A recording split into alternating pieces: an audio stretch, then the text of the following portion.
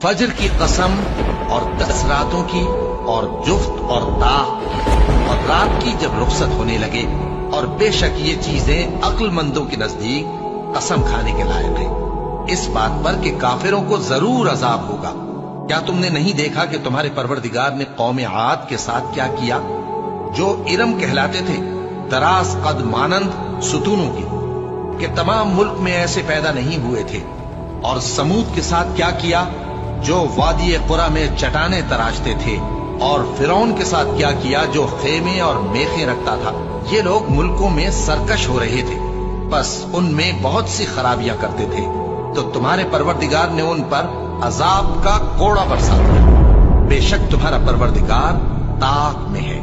मगर इंसान अजीब मखलूक है कि जब उसका परवरदिगार उसको आजमाता है, कि उसे इज्जत देता और नेमत बख्शता है, तो कहता है कि मेरे परवरदिगार ने मुझे इज्जत बख्शी। और जब दूसरी तरह आजमाता है कि उस पर रोजी तंग कर देता है, तो कहता है कि मेरे परवरदिगार ने मुझे जलील किया। यूं नहीं, बल्कि तुम लोग यतीम की खातिर नहीं करते, और न मिस्कीन को खाना खिलाने की तरगीब देते हो, और मीरास के माल को समेट कर खा जाते हो, और माल को बहुत ही अजीज रखते हो। यूं नहीं, जब जमीन कूट कूट कर बराबर कर दी जाएगी और तुम्हारा परवरदिगार जलवा फरमा होगा, और फरिश्ते कितार दर कितार आ जाएंगे, और दोज़ख उस दिन सामने लाई जाएगी, तो इंसान उस दिन सोचेगा, मगर अब सोचने से उसे फायदा कहां मिल सकेगा।